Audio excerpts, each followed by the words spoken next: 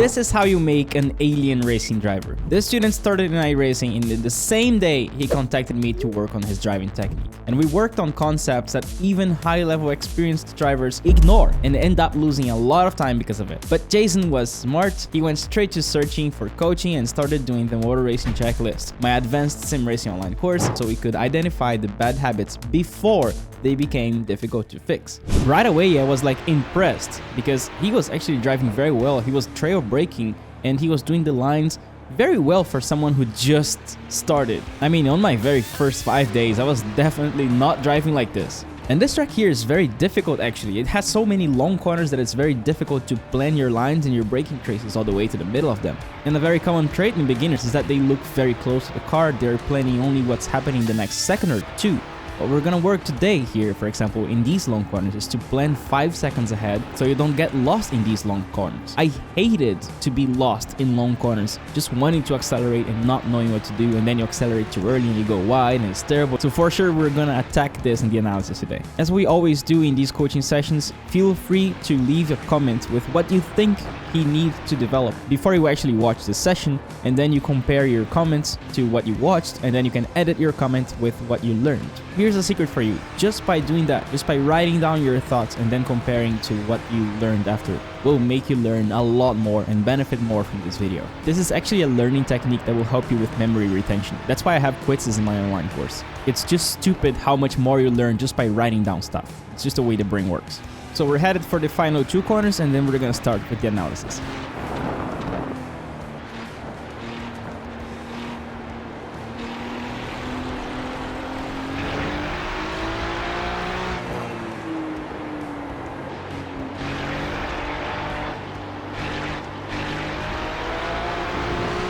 How is my driving line? Your lines are okay right now. They're definitely not a problem. Okay. I think what you do with the car is gonna matter more.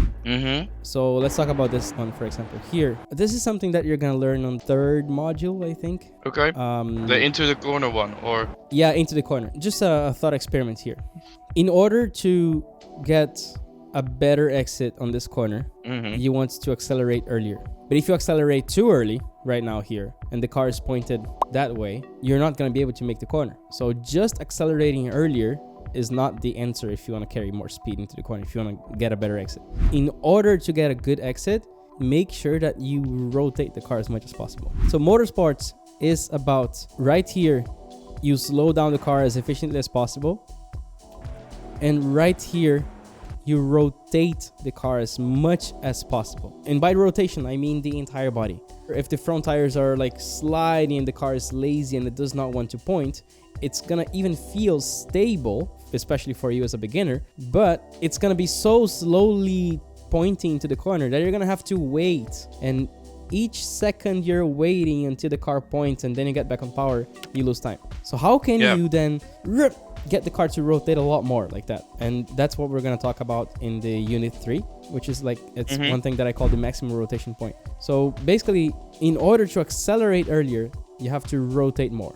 The more you rotate, the earlier you're accelerating. Because if you think accelerating is a force towards that direction, right? Towards here.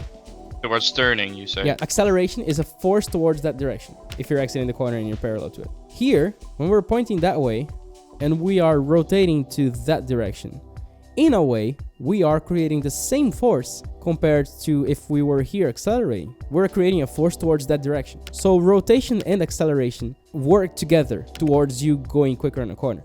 I'm summarizing the entirety of motorsports is figuring out peak braking there and peak rotation here. Because, oh yeah, let me show you one more thing. Why am I talking about this? Because right here, you drop the brakes, you see? Yeah, I see that you're dropping the brakes and you're keeping that 15%. This is okay. But then right here, you should have kept those 15%. Because remember what I mentioned, peak rotation is right here. So right before you get back on power, that's the peak rotation. That means you should be gaining more rotation here. And you should be gaining more and more and more and more and more and more and more and more and more. But right now, what you're doing here is you're accelerating. But as soon as you accelerate, you lift the fronts and they become slidey. Like they are not capable of pointing the car anymore. So you're getting to understeer, and the car now is rotating less degrees per second, which is going to delay your acceleration, which is eventually going to make you slower. Before you accelerate, make sure you're getting that as much rotation as possible, because that is the build-up of rotation until you accelerate. And here, you're dropping the brakes. Boop. And now, you can literally see the car rotating less. You want to see something fun? See this line here? Yeah. The line that divides the darker area and the actual footage. So the way this camera works is it works by yaw. So when the car starts turning, you're going to see the wing moving towards the left and the front of the car moving towards the right. You see how it's twisting? Yes. So this camera works based on the yaw rate of the car. So it's using data, it's using the telemetry of the car, how much the car is pointing to the right per second, to show us so the camera looks nicer, right? Because if it was just locked in the rear, it would feel a little bit nauseating. So that means the more rotation the car gains here, the more the wing is going to go to the left. So let's look at this little Ferrari sign here. See? Now it's not rotating. Now it's rotating. Whoop. Now the Ferrari sign is totally to the left here. You're still braking, but now you're gonna drop the brakes and accelerate a little bit, and you're gonna see this Ferrari horse moving back to the right. Look. That means at this point, you are literally losing rotation, even though your speed is going down. If your speed is going down, you should be gaining rotation. Otherwise, you're under the limit. And now you're braking 10%. That was a peak. Now you start accelerating, but you're still braking. So, okay, now you drop the brakes. So the horse goes back, right? But now you drop the throttle. So it's kind of going to bounce back to the left a little bit. Whoop. So you see how precise it is. The car's rotation depends on what you do to this level. Like we're talking about 10% braking, it's going to be a different rotation. 10% throttle is going to be a different rotation. And now you get back on power a little bit and you see the horse going back again, you see? So like you're accelerating, so we expect the horse to go back to the right. Let me go back a little bit more. Okay, so here it's left, left, left, left. Now you're gonna accelerate, it's gonna go to the right. Boom. See? Tiny bit. And then you're coasting here, so it's kind of stable. Then you're gonna accelerate and it goes back to the right again. So you're understeering here, you're losing rotation. And then right here, now you're starting to get a little bit more rotation because you're getting more power down. But there you go. I just want to show you that using this little thing with the camera and like the info. So basically you click on info if you want to like analyze your own replays, you can see that. You can always, what you really want to do is all the way until you get back on power, you should see the car twisting more and more and more. And it should reach peak twist, which is the peak rotation, by the time you get back on power. See, understeer. Blah. Yeah. How do I keep that rotation? Just by keeping the brakes on a little? Keeping the brakes on 10%, yeah. Okay, yeah. Just a tiny bit of brake and then it turns more because it leans more forward. Exactly. Okay, good. And that's why, now let's watch you losing the car here. So here you're gonna lose the car. Why is that? Let's see. So you're adding, you see, brakes and steering at the same time. You're adding both. Look. That's the worst habit. Like, be careful with that. Like, you'd never want to add both like that. And then because of that, you get so much rotation.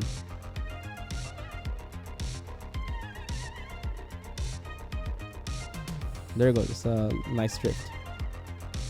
And nice correction. I catched it. Yeah. That's also good.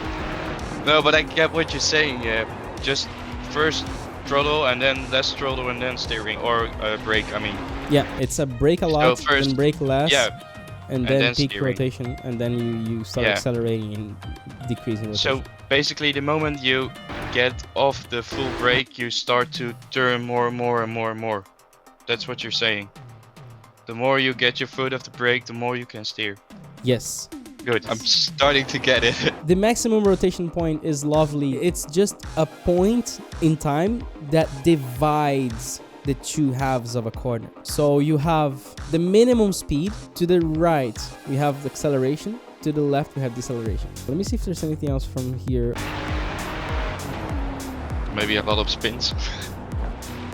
Yeah, be careful not to brake too hard. When you start braking here, like you're braking what 95%, and you're painting the track.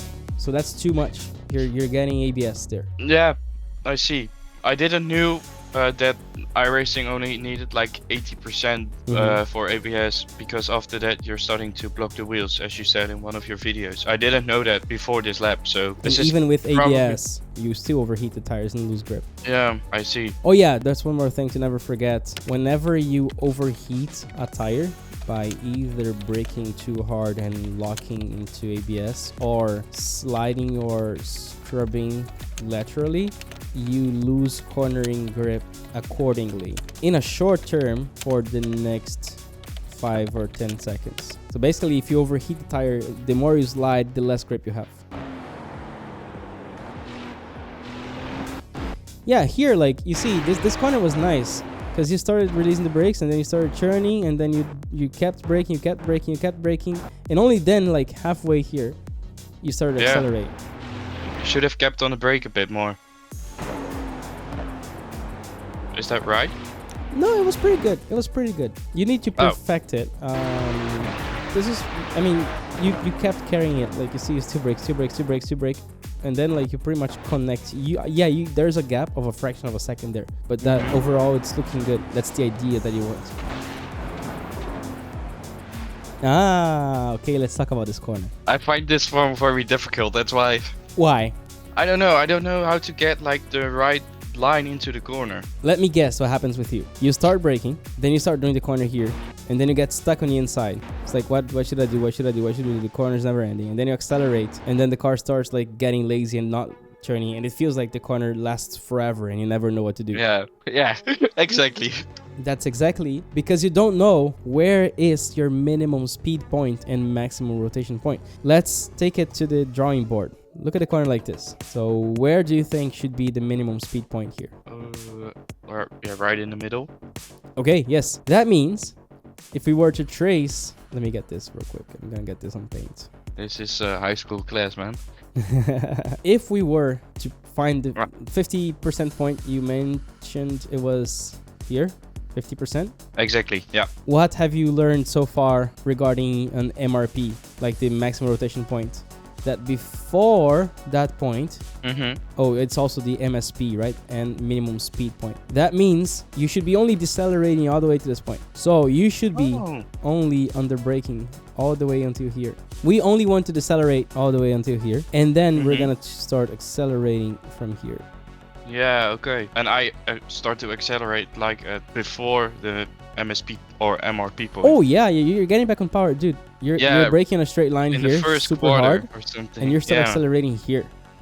Yeah. So you're like, your car goes wide, and then you lift, and then you lift, and then you lift, and you're like, what am I gonna do? Like, what the, right? It feels undrivable. Yeah, and the reason is you are over slowing the car too early here, and it feels like you want to accelerate. So what you want to do instead of making all the deceleration here, what you can do is spread the deceleration.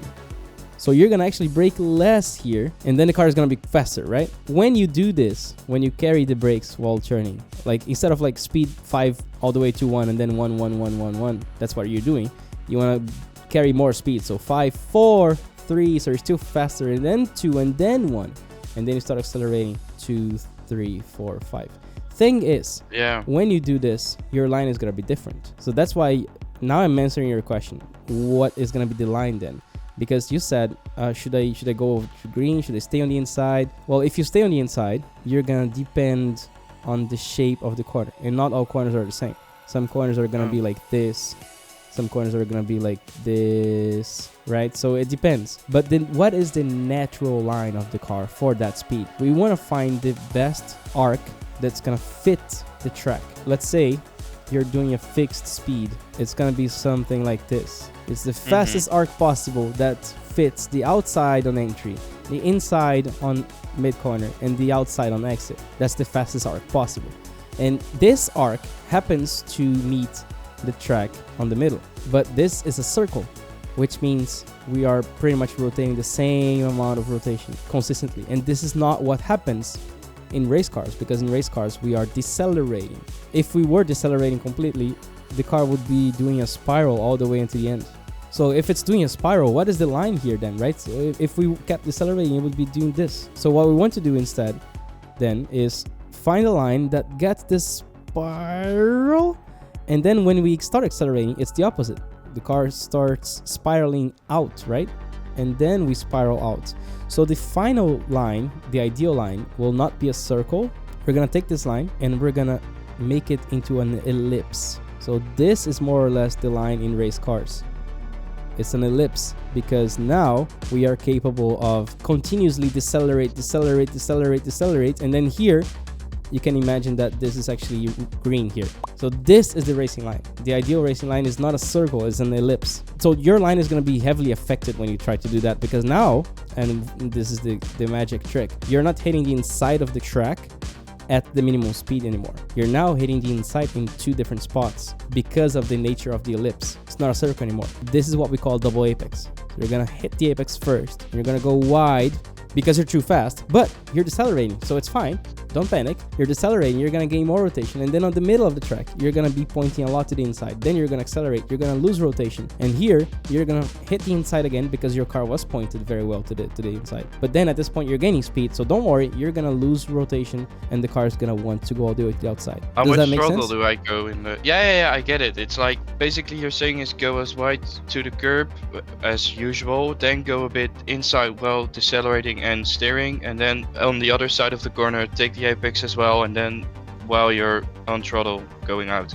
Exactly. Yeah. So Yeah. you see, there's a huge distance between the minimum speed and maximum rotation here and the actual apexes. Yeah, and I see it. This is gonna make so much sense when you go through the course, because in the course I teach what is an MRP, and the problem, what is dangerous about the MRP is that it is very close to the apexes mostly.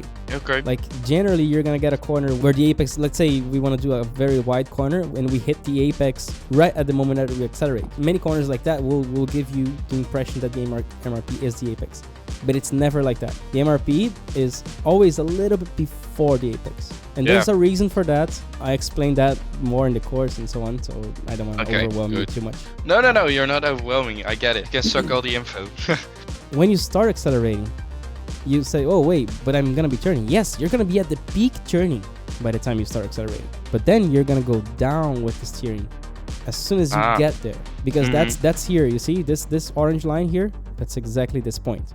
It's the MRP. So you're going to start accelerating, start like unwinding the steering, and by this point you have already made 50% of the rotation. So although you're going to be losing rotation, the car is already pointed very well towards the exit, so you shouldn't worry about getting more rotation. Because you're starting to accelerate, the weight is going to transfer to the rear, so you have already done the rotation, so you can go full throttle. I get it now. Yeah, after the rotation, the MRP point, you can go full throttle because the car then pushes it to the right line, basically. Yeah, I get it. It's clear. Good explanation. You're gonna fly very soon. Yeah, I think so, yeah. This is what happens when you get back on power too early, you see? You start accelerating. Yeah, I see. If we watch top-down shot, look at that. You're accelerating way before the 50% area. So now, you're building a spiral that opens up. It's not going to be capable of doing that corner. Now, if you understand, okay, I know more or less where is the 50% of the corner. I'm going to just plan to carry more speed there and then accelerate from there. Remember that this is just a baseline. It's 50%, but like it's always gonna be like a little bit adjusted from corner to corner, from car to car. So it's just a baseline that works for 99.9% of the corners already for your level. Yeah. And then from there, you're gonna make some small adjustments. Yeah, but you can take reference points also for the MRP. Oh yeah, for sure. So that's what I maybe a few steps ahead already now. That's perfect. Like thinking. For example, you can say here, okay, my MRP point, I'm gonna get the most rotations right before this wall here. Yeah, roughly. That's roughly the middle of the corner, as you can see. Somewhat. Let me see. No, it's in this one. It's way too early. See?